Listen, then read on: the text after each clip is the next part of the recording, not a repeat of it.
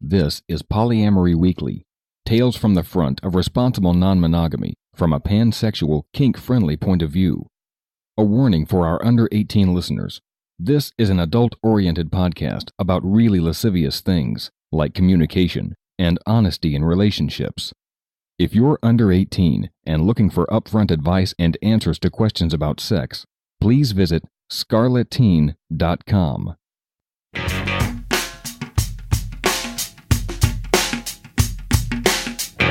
This is Polyamory Weekly, episode 533, for October 5th, 2017. Coming up on today's show, reducing awkwardness in metamour meetups. It's on today's show.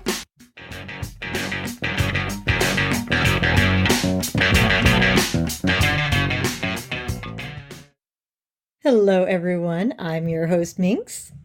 And co-host LustyGuy, and we also have with us today our co-host, the kitten. The kitty cat is walking over us as we host the podcast because she's cat. So if you hear, strange, unexplained noises, we will blame them on the cat, even if they come from something else. Even if it's me farting, we'll blame the cat. I was going to make a fart joke there and decided not to. Because I have a certain reputation. You just go there. My goodness. I don't have a reputation to uphold. Mm.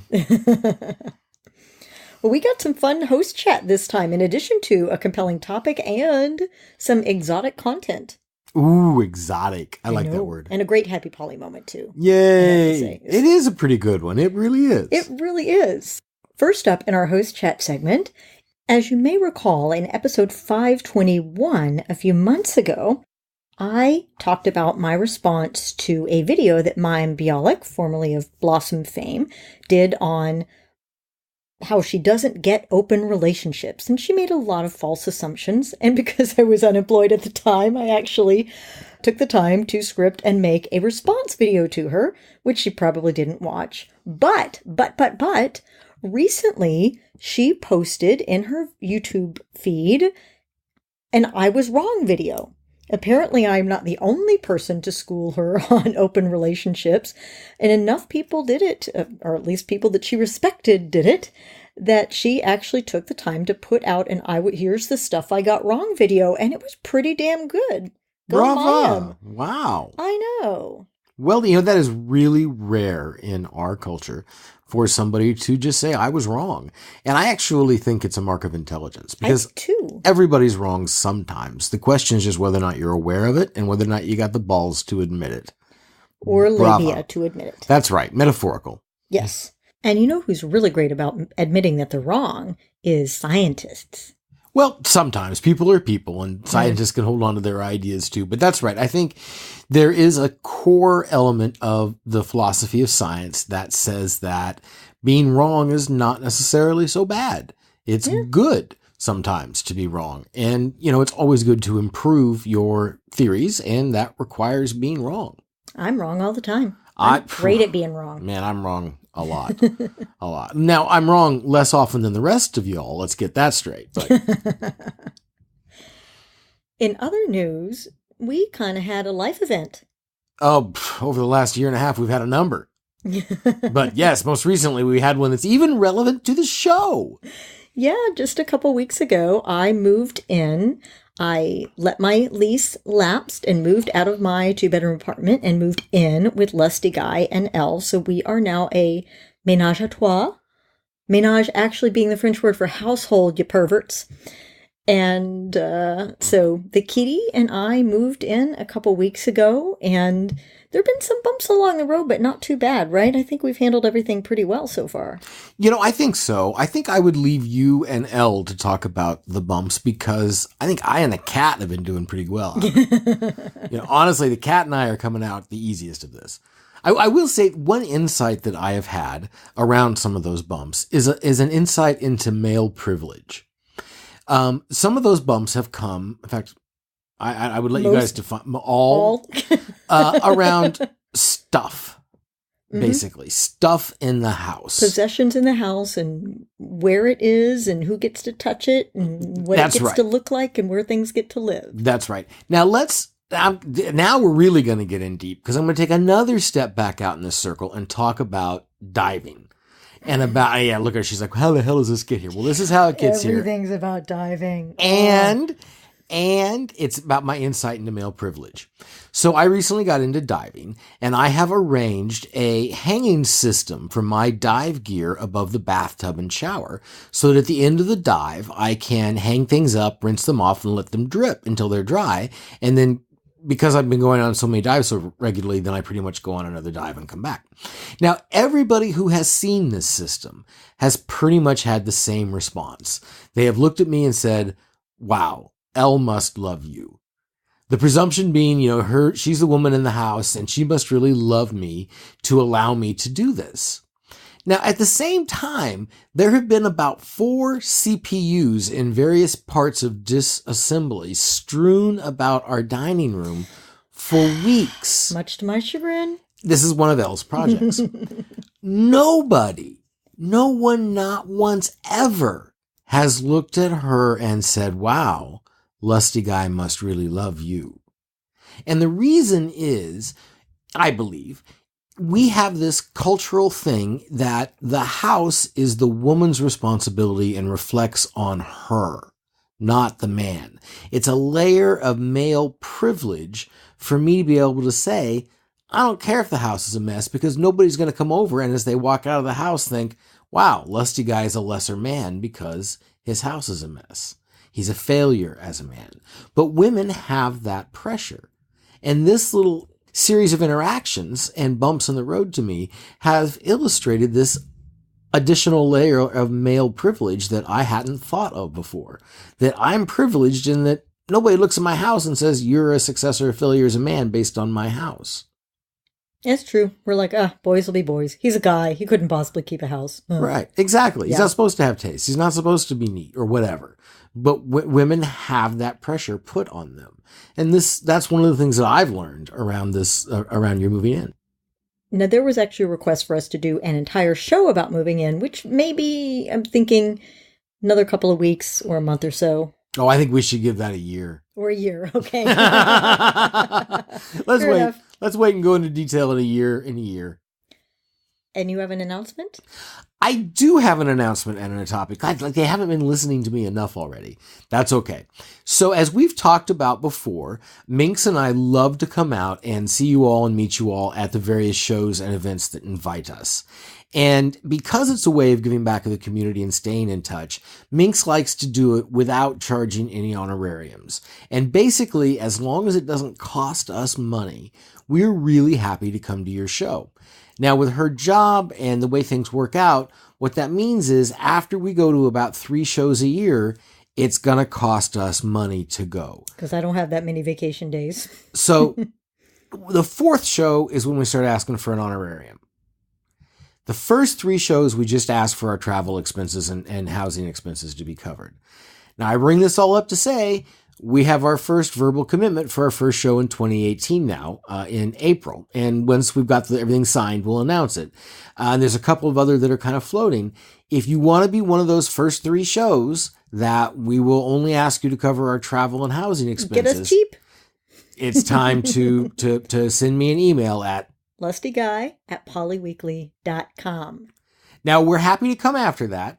And if you are after that and you're a show in, Amsterdam or Australia or something cool like that, then I suspect Minx would eat the time off if you could get us there and house us. We can figure it out. And we also, for certain select people who really, really want us, we have even come up with ideas to help you fundraise to bring us to the show if it's going to be super expensive. So that's right. At any rate, just email LustyGuy@polyweekly.com. It doesn't hurt to ask, and we're going to say yes to as much as we possibly can, basically.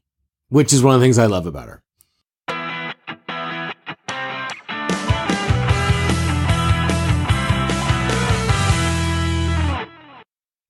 Our topic this week is an audio question from Claire in Portland. Hi, Cunning Minx and LustyGuy. My name is Claire, and I'm kind of new to the poly community in Portland, Oregon. I have 3 partners, and I was wondering if I could get a suggestion on how best to introduce them all to each other.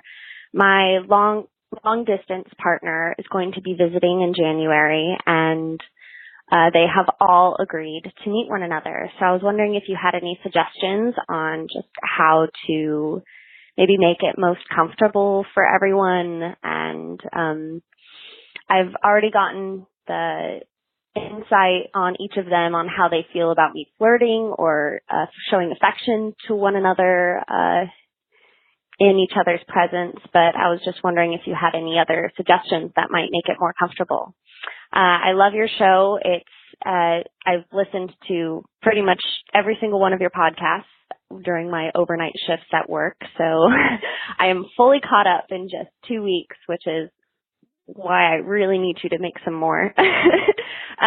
Well, yeah, so that's all I had for a question. Thank you so much, and I really love your podcast. By sheer coincidence, we have some fabulous audio from this amazing poly woman, Wilrieke Sophia, that our South African correspondent, Erich Viege, recorded, that I think is a way better reply to this question than anything that I could say. But I'll go ahead and throw my 2 cents in quickly before we get to her awesome content. And that's that you can't make anyone do anything. You can't force someone to be comfortable. But what you can do is communicate your desires and your fears and your needs and ask how you can help. If you're at the point of the V, then it's your responsibility. It's kind of like you're hosting the party, and the host's job is to make sure that everybody is comfortable. So you check in beforehand and see, are there any special needs? Are there any special diets? Can I introduce you to some of the other guests so you can chat beforehand so you don't feel like you're walking into a room where you don't know anybody? Set up communication between your metamours so that they can chat with each other beforehand. Encourage people to openly talk about their fears and concerns, and just get everything out in the open. Now, of course, you can't make them, and if they don't want to, they don't want to, and that's fine. But think about the things that you would do to ensure that everybody has a great time at a party. If you're hosting a party, that's my thing. Check and see if there are any special dietary needs. Encourage people to communicate beforehand. Set up channels to do that. You can even arrange nice little icebreaker games. I'm kidding about that last one. All right, what say you, LustyGuy? Actually, the icebreaker games is on my list. Really? Well, of a sort, yeah, absolutely. And we'll get to it. First of all, I want to underscore something you said that's really important. You can't make anyone do anything. Give yourself a little break, enjoy Portland, and know that in the final analysis, everybody kind of owns their own poo. And they're going to be responsible for their good time. But having said that, the way to make someone do something or respond a certain way oftentimes is to be that way yourself. So you want everybody to be open and honest and vulnerable. Be open and honest and vulnerable. Present in the moment, calm and happy, and there for everybody. That's the best thing you can do, is model the behavior you're hoping for everybody to see and the affect. They'll follow your lead as long as you do it pretty well. Now, again, nobody's got a ruby in their forehead. There's no telepathy. You can't force anybody to do anything. You never know. But as a general rule, people tend to model the emotive state you give them. So give them a nice, calm, open, happy one, and the odds are good they'll do that back to you. I'd also really encourage you to work hard to diminish expectations for this meeting. Now, what do I mean by that? Not that you're expecting everybody to show up dirty and wiping their nose on the tablecloth and, belching and farting and throwing all conventions to the wind. No. What I mean by that is you're making sure that everybody understands that, you know what? Even if everything goes wrong on this meeting, everybody's still going to be exactly where they are right now.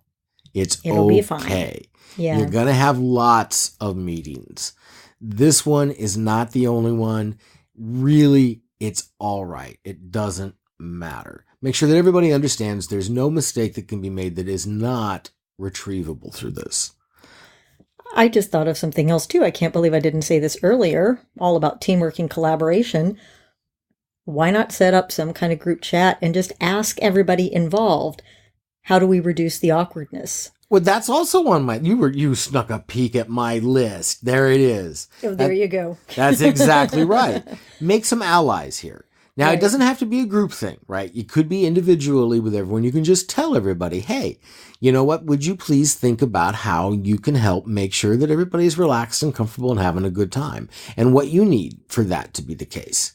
So get yourself some allies amongst your partners. And a lot of people might need an out, right? Like if they feel like they can't handle things, maybe what they need is, a quiet space to be alone, or I need to have the opportunity to leave early and not have everybody think I'm a terrible person.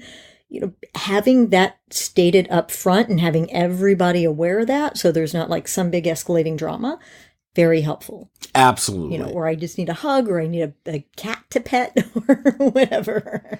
And now let's circle back to that icebreakers. Actually, I think there is great value in having distracting, fun activities that everybody's going to enjoy that are not about getting to know each other and developing the relationship and other all caps kind of things. If you guys like to play Cards Against Humanity, play a game of Cards Against Humanity. If you want to go to a strip club, because you're in Portland and you got the best strip clubs. Best Club Diablo. Yeah. Best clubs on the West Coast. Then go to a strip club. Do something that's just fun for everybody. I was going to suggest cooking together, but whatever. Yeah, that could be it too, right? And here's the thing, at least from what it seemed like to me, you are kind of what would it be if there's 3 or 4 of them? Well, you're the center of this constellation. Everybody seems to connect through you and not to each other. If that's the case, everybody, what they like, find overlaps. We were just at a party where L came up to me and said, oh, you need to go talk to somebody about hunting, because it turns out they're a hunter as well. And so I did, and we did, and it was great. Well, you're going to know those things.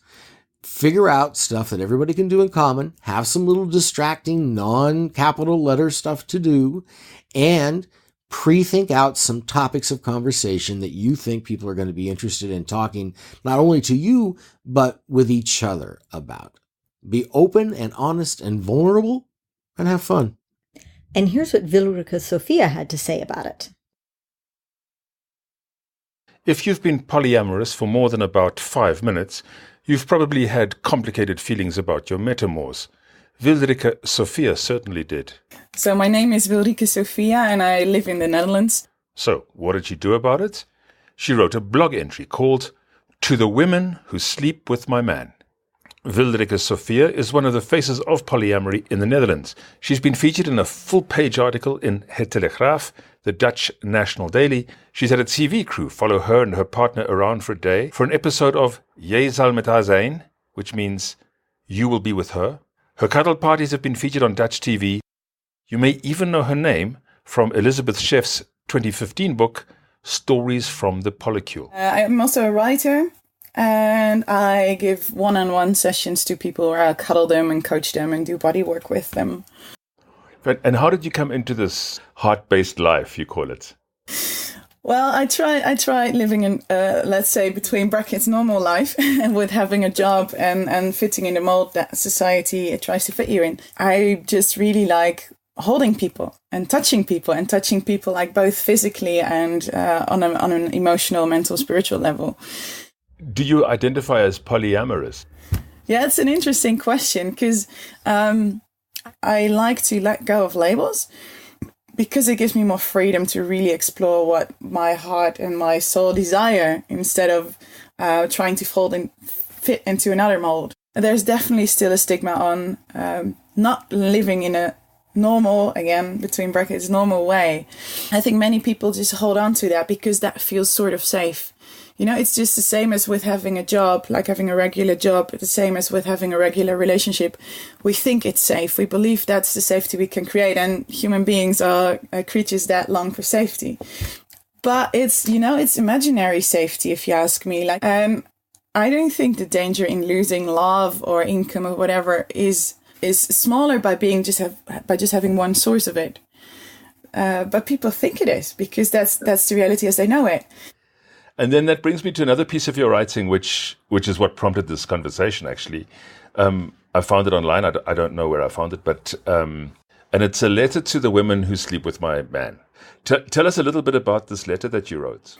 Yes, it's I wrote it a while ago when I was still in a relationship with the father of my kids, and we had a girlfriend together. Or he was a bit more a partner with her than I was, but we were like sort of a triangle.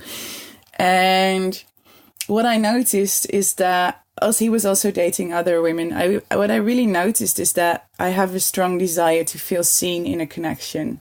So if my partner or lover is also dating others, I really love to be seen by the other women, because it's so easy to go into this competition. It's especially amongst women. I see that a lot. Like when a woman dresses up beautifully, she does it more to create a place in between other women than she does it for men. So there's a lot of competition between women and insecurity between women. And I really like the sisterhood where we stop competing and really see each other as human beings. Because I realized I sometimes saw my partner's lovers more as a threat than as a human being. And I really like to see them as other vulnerable beings that have desires and want to connect with my partner, because it really helps them to grow in life, to gain an experience. And to voice this desire that I have for connecting with the other women that my partner loves, I wrote this. Because on the one hand, I find it very scary to share my partner. And on the other hand, I find it something very beautifully to share someone that I love so much and that I think is so beautiful with someone else, because I really love to give the other women this same experience of this imprint of this human being. And it's also at the same time, it's a request like, hey, I'm giving you a lot of freedom with my partner. It's sometimes really scary to do that, but I want to give you this freedom, and I don't need anything back in return, but the only thing I do want is that you know that I'm there, and that next time if we meet, that you don't walk away, but that you just say hi. And if you find it scary, just come to me and say, hi, I find it very scary to meet you, but I see you. And that sense of sisterhood is something that to me is very important and a very beautiful aspect of non-monogamy, actually. It's not, non-monogamy for me is not just about being with multiple partners, but also this sense of connection, the sense of community, the sense of belonging, being in this together, sharing something common.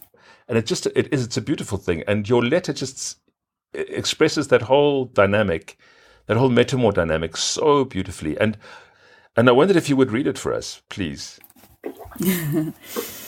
So it's called A Letter to the Women Who Sleep with My Man. Dear sister, thank you. Thank you for opening your heart and opening your body for my beloved. Thank you for being vulnerable with him. Thank you for sharing precious moments in organic bliss with him. Thank you for enriching his life. You can give him things I never can, for the simple reason that you are not me. You have a different flavor. There are different things that excite you, that make you tick, that frighten you. With that, you hand him another mirror to look into. You can show him things about himself that I never can. You have walked a different path than I did. You have a different past. With that, you can teach him things I never can. Thank you. Thank you for being so brave and courageous to see him and receive him, because you know of my existence. I see you. I see that it takes guts to take your clothes off for a man who has a woman who knows about you. You didn't run away. Instead, you came closer. You have touched the skin I've touched so many times before. You kissed the lips I kissed so many times before. You curled up in the arms I curled up in so many times before. You've seen the body I saw so many times before. He's lovely, isn't he? With all my heart, I hope you enjoyed every moment you spent and will spend with him. I hope he will enrich your life as you enrich his. I hope he shows you bliss beyond imagination. There's only one thing I ask of you. See me. Don't walk away when you meet me again. I understand if you feel nervous about me and that you are not sure how to communicate with me. You don't have to know. You see, this path sometimes scares me reckless. There's this little girl inside of me who's afraid she will lose her beloved each time he's away. It's easy to see you as my enemy, my competitor, like women have done for such a long time. But you're my sister. We have the same fears and we share the same longings. I ask you to be vulnerable with me. Just give me a hug. You don't have to say a thing. Or write me a little message if that feels easier for you. Let's not compete but meet in vulnerability as equals. We are sisters and we have something in common. Him. I love you. Thank you. And it's so true. You know, it's such a true thing you say. we all just want to be seen, right? Yes. And it just makes it makes the world so much better. Yes. I was talking to someone the other day and I said, if we want to make the world, Yes. let's start with sex. Yeah, that's so much what I want to bring into this world is exactly what you're describing now. You know, these things that we perceive as difficult that don't have to be difficult at all. And I think it's with everything, you know, if we just allow ourselves and grant ourselves the space to lean into it, to open up into it, then there's nothing that's unspeakable. Wilrieke, tell us where we can meet. Tell us where we can find you, please, and what projects are you working on, and where can we find you? Yes, well, I'm very open in internet land, so you can find me on my own website, which is wilriekesophia.com, and you can also find me on Facebook, of course, where I share a lot. On my website, you can find my blog with lots of articles like the ones you mentioned, and many more. And I'm doing a lot of workshops throughout Europe and sometimes outside Europe. So there's a whole list of where I am and what I'm doing on all those media. And I'm still blogging a lot. I'm working on new workshops. I came up with kinky tantra lately. I really like to combine tantric practices with kink, which makes kink like really playful, open, expansive, really beautiful, really, really amazing workshops. I'm very excited about that. And I'm doing also lots of weekends on intimacy, becoming more real, becoming more comfortable inside your body and all that. I'm based near Utrecht, but my workshops are sometimes in Amsterdam, sometimes in Utrecht, which is like in the middle of the country. And I'm traveling. Wel, ik moet zeggen, hartelijk bedankt. Heel graag gedaan. And we'll provide those links in the show notes at polyweekly.com or in your friendly neighborhood podcast app.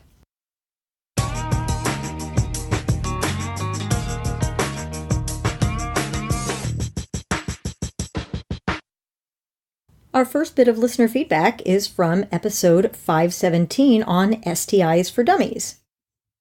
And, I didn't put the person's name. Oh, okay. This person writes, there is a small segment at the end of this podcast that includes a reader who's giving their opinion and experience with herpes. I educate myself continuously on STIs, sexual health, and pleasurable and safe practices. Without exposing someone else's personal information, I have a very, very close person in my life who writhes in pain, can't go to work, and cries in the fetal position over the pain that is caused from their herpes outbreaks. So I understand that it's not everyone's experience, and everyone doesn't go through that. But please don't devalue the serious pain that some people go through because of this disease. For some people, it's a huge deal that derails their life, and the idea that gets pushed about it not being a really big problem is frustrating for some. Well, thank you for writing in, and I apologize if we did come across as implying that everybody's experience was exactly the same. I thought we stuck to language that said for most people this isn't an issue, for most people it isn't, and I even thought that we said that for some people it is. Some people have a very severe reaction either the first time they get the first outbreak or with continued outbreaks. I thought we'd said that, but it sounds like maybe we didn't. I'd have to go back and listen. And that is true. For some, there are some rare cases where it is extremely painful. I will reiterate that for most people, herpes is not that big of a deal. It's a minor inconvenience at best, and the stigma is really worse than anything else. But there are these outlier cases where it does involve more pain than most people experience.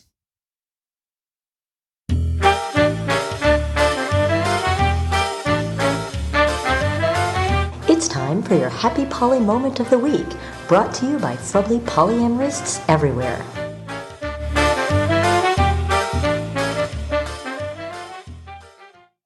We have a super sweet Happy Poly moment this week, don't we? It's pretty amazing. It really is. And not just because they say nice things about us. Well, that's why it's amazing, yeah. All right. My husband Chuck and I are blissfully entwined with Serena, and we continue to kick polydrama on its ass. Boom, boom. Huzzah. All right, I'm going to summarize some of this because the letter was quite long. I'm sitting here on the couch, snuggling with my sweet wiener dogs, and I'm imagining them, not the wiener dogs, but husband Chuck and metamour Serena, buzzing on cocktails, giggling, chatting, getting to know each other even better, caressing each other's bodies, and continuing to fall deeper into as of yet unspoken love with each other. It feels amazing. But, she points out, I was never actually comfortable with her husband being alone with Serena. And the one complete night he spent alone with her was one of the worst nights of my life. This time, with the benefit of experience and resources like you, it's completely different. In the wake of that terrible night, Chuck and I realized that the relationship we'd been building for over 16 years was in serious trouble for the first time. So, long story short, they worked through a lot of shit, and originally, Chuck and Serena's overnight date was planned for one night, and I felt great about it. I was prepared for it. But when Serena unexpectedly invited Chuck to turn it from one night into two, it set off my triggers, and I experienced a torrent of negative emotions. I couldn't bear to deny them the extra night, but I was also so afraid to tell them how I really felt, and especially to be vulnerable in front of Serena. I was so scared to be perceived as weak and needy. But I did it. I communicated my feelings clearly. I asked them both specifically for what I needed to feel good about the time I'd be apart from them. And not at all surprisingly, they were eager and happy to give me exactly what I asked for. The result was astonishing. Like turning on a switch, I went from dark to light instantaneously. The build-up to these 2 nights was so profuse. We did the discuss step of discuss, distract, do for like a week straight. That now it's happening, it's pretty easy. I'm taking your advice, Minx, and I have a lovely list of distractions planned, including writing to you. Mwah! And I'm looking very forward to the do with both of them. Oh, that sounds fun. You should do that for a week straight, too. Yeah. I'm sitting in Compersion City now and realize that I'm more ready than ever to tell Serena that I love her. Chuck and I have already marveled together over the fact that we've both fallen in love with her and that she appears to feel the same way. We've just been too nervous to say it to her out loud. But in the afterglow of this time alone for them and a personal victory for me, I'm sure that the words will slip out of our lips this weekend. After their second night together, I'll be joining them for 2 more. I can't wait to be reunited with Chuck and Serena and to celebrate this wonderfully healthy relationship we're building together. No. I mean, could there be a better happy poly moment story? I mean, it's kind of the best result, right? It's a great little story, right? You got your transformation of your characters. You got your oh, darn it, what's the word? Hero overcomes obstacle. Kind of, yes, them overcoming an obstacle. Redemption. That's it. Her redemption. In any case, just because I'm me. Are you gonna rain on my happy poly moment? Not really. I'm just gonna warn people not to expect some instantaneous transformation. That's great that Blair experienced it in Blair's words. And I have all kinds of respect for that. And I'm not diminishing that in the slightest, but even if you do everything and you don't instantly go from light to dark like Blair writes about, that's okay. That's true. Although I kind of skipped the part where they were working on everything and it was really painful because I wanted to get to the happy. You did it, but then we read that part about, going from light to dark instantly, and it's like the coconut fall on the head in Gilligan's Island. And I really, really respect and appreciate that, but it doesn't work that way for everybody. Kind of like the herpes thing. I'm Erich Viege with your Polyamory Weekly book review. I was talking to a social psychologist the other day. She said, the problem with polyamory is we don't even know how to have the conversations we need to have because we've never even seen those conversations. We haven't seen our parents have them. We haven't seen characters on TV or in the movies have those conversations. We do our best, but let's face it, we're shooting in the dark. I spoke to Paige Turner, the author of a new memoir, Polyland, My Brutally Honest Adventures in Polyamory. After you've been through the ringer, like I had been, you kind of feel like at the end of it, maybe your experience means, you're bad at poly or you're, somehow not really poly, which is kind of silly in a way. I think it happens to a lot of people, especially when they don't know what they're doing and they're surrounded by people that don't know what they're doing, like I was back in 2009. Turner was generous enough to share actual chat transcripts with chats she was having with her actual partners at the time. I mean, it's excruciatingly honest. How did you find the courage to put yourself out there like that? It wasn't easy. I think I just kind of decided that I would just privilege the truth above, making myself or others look good and be confident, in my experience. If you're watching a movie, a horror movie, and then you hear the dum dum dum dum music, you think there's a monster in the house, but the characters in the movie don't know it. I got that sense. I got that sense a lot. So I really felt like I was living it through your eyes. You weren't privy. You didn't know. You couldn't see the red flags. I could see them a mile away. I thought, what the hell is going on? Why is she putting up with this? Yeah. There's definitely a lot of dramatic irony where, it's pretty obvious that I'm about to get hit by a bus, but I have no idea. If I started out, I wasn't polyamorous, but I was very Pollyanna. I very much had just sunshine and rainbows, and I had no idea. Like, I was so optimistic in the face of pretty obvious red flags. And that's what makes personal memoirs so powerful. We meet some characters, we like them, and then we watch as they go through hell. And then we watch what they do to get themselves safely onto the other side. So that when we go through hell in our own lives, we have a model of how people can come out the other side and prevail.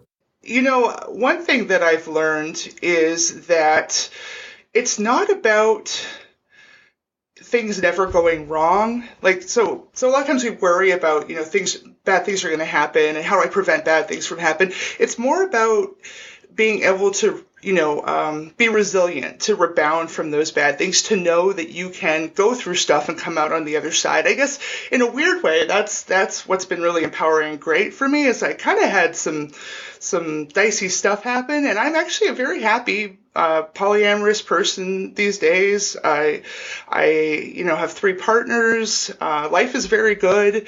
Is there something specific you'd like to tell our audience of polyamorous and polycurious people? One big thing was that I learned that it's fairly obvious if you're compatible with people, and if you're having to work too hard at the beginning, it might be a sign that maybe this isn't the right relationship for you. Not every relationship is really meant to happen. I think that's another thing I've learned, because I really was somebody that felt like, anything was possible through love and all that kind of stuff. And at this point, I think, you have to think about, compatibility and logistics and you really have to vet people. I was really open-minded in a way before that maybe wasn't, the best for me.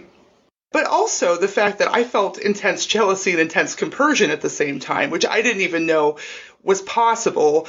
A lot of times people will kind of couch compersion and jealousy as opposites that can cancel one another out.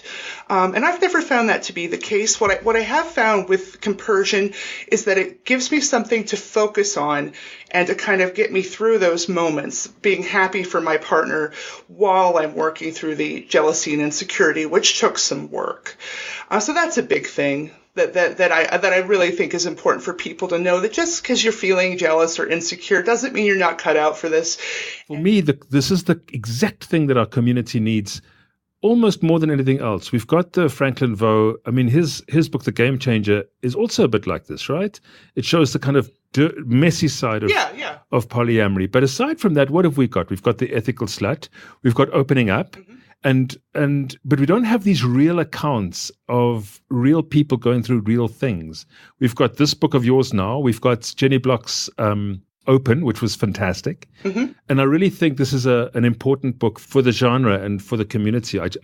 It's giving us practical ways of how it works and also how it doesn't work. And I think those are very important lessons in a way, it's very important information. Mm-hmm. I sure hope so. I've gotten a lot of feedback from people who've read it that it is, like you say, kind of oddly validating, and that it really does help because, to be quite honest, I'm not the only one that's had an experience that had that level of ups and downs.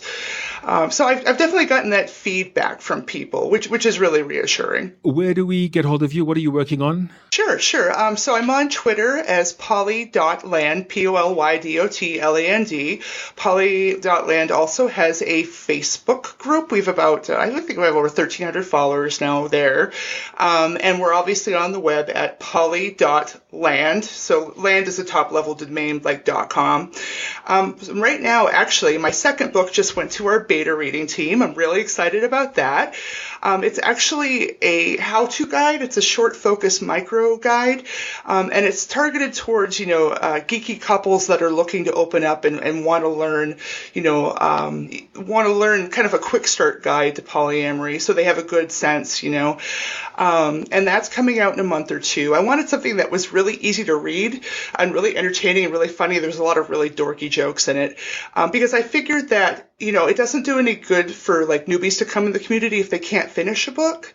So I wanted something really quick because I know a lot of people are really eager to get going. And then I'm also working on the first draft of a third book, which is about metamour relationships. And that's really exciting. That'll probably be out next spring. And so that I've kind of used a lot of my background in organizational development because that's what I've done professionally is the psychology of workplaces in order to find ways, that people who have to work together, in a relationship system but don't necessarily like each other, how you can manage that relationship or, foster better relationships between metamours. So those are the two things right now. I'm obviously posting every day at poly.land as well. Paige, thank you so much for your time and thank you for the opportunity. I really appreciate that. And well done on your book, and I can't wait to read the next one. Oh, thank you, Erich. That's lovely. The book is called Polyland, My Brutally Honest Adventures in Polyamory by Paige Turner. I bought mine at the US Amazon store. The Kindle edition cost me $5.69. It's available in paperback for $15, well, $14.99, and I have seen it available in other Amazon stores. Back to you. Thanks again to Paige for sharing that information with us. And thanks again to Erich Viege, our South African correspondent, for capturing that amazing interview. How cool is that, by the way, that we have a South African correspondent? I know. I love saying that. It makes me feel so international when I know that most of our audience is in the US and Canada, but there's still like 20 to 30% of it that covers the rest of the world. We got a correspondent in South Africa. And we have a correspondent in South Africa. That's cool, Erich. We got cash. Ha! I'd love to welcome Theodore and Mallory as brand new Playmates. Welcome, and thank you for subscribing to us monthly and helping us pay our bandwidth bills. And also, big shout out to Katherine and to Craig, who made some very nice and substantial one-time donations. We love our Poly Weekly Playmates. It's also kind of nice to get those, boom, here's $50. Boom, here's $100. Boom, here's $25. Those are kind of nice. It's all good. Well, I think that wraps it up for today's show.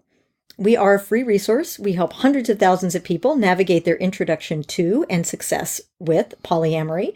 Your donations of any kind in terms of content, questions, or cash keep the podcast free and awesome for everybody, both inside and outside the community. If you want to book us any business requests, go to LustyGuy@polyweekly.com. If you have comments, questions, or feedback, polyweekly@gmail.com or call 802-505-POLY. And remember, it's not all about the sex.